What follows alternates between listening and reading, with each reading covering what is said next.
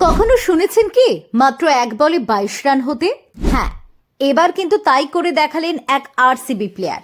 কিন্তু কিভাবে সম্ভব এক বলে 22 রান করা? কোন মাঠে ঘটলো এমন বিরল ঘটনা, যার সামনে আসতেই আরসিবি ক্রিকেটারের মারকাটারি পারফরমেন্স নিয়ে ক্রিকেট মহলে আলোচনা তুঙ্গে। ক্রিকেট দুনিয়ায় হামেশাই নানা রকম রোমাঞ্চকর ঘটনা ঘটে থাকে, যা ক্রিকেটের আকর্ষণ কয়েক গুণ বাড়িয়ে তোলে।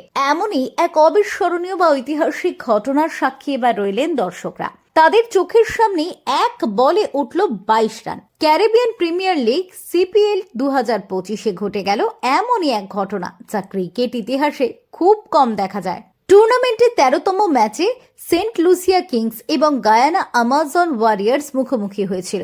ম্যাচটি যতটা রোমাঞ্চকর ছিল, ততটাই অবিশ্বাস্য মুহূর্ত তৈরি হলো। এক বলে উঠে এলো 22 রান। প্রথমে ব্যাট করতে নামে গায়ানা আমাজন ওয়ারিয়ার্স। নির্ধারিত 20 ওভারে 6 উইকেটে 202 রান তোলে। জবাবে সেন্ট লুসিয়া কিংস মাত্র 18.1 ওভারে 6 উইকেটে 203 রান তুলে জয় পায়।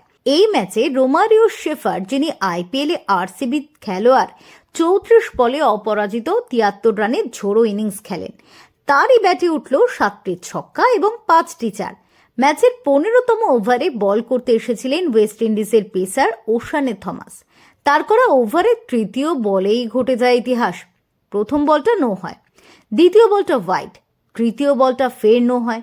সেই বলে আবার ছক্কা হাঁকান শেফার্ড। চতুর্থ বলটাও ছিল নো, শেফার্ডে সেখানেও ছক্কা হাঁকান।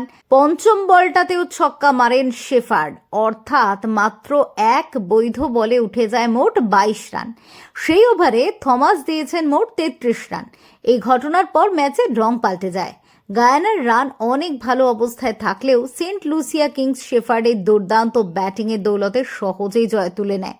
ক্রিকেটে এক বলে একাধিকবার রান ওঠার ঘটনা খুবই বিরল।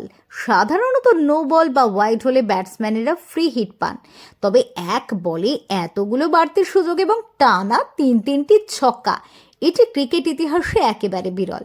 এই ঘটনা দেখে মাঠে থাকা দর্শকেরা উৎসাহে ফেটে পড়েন। নেটিজেনরা সোশ্যাল মিডিয়ায় তারিফ করেছেন শেফার্ডের। টুইটারে এক নেটিজেন লিখেছেন, এটাই ক্রিকেটের বিষয়।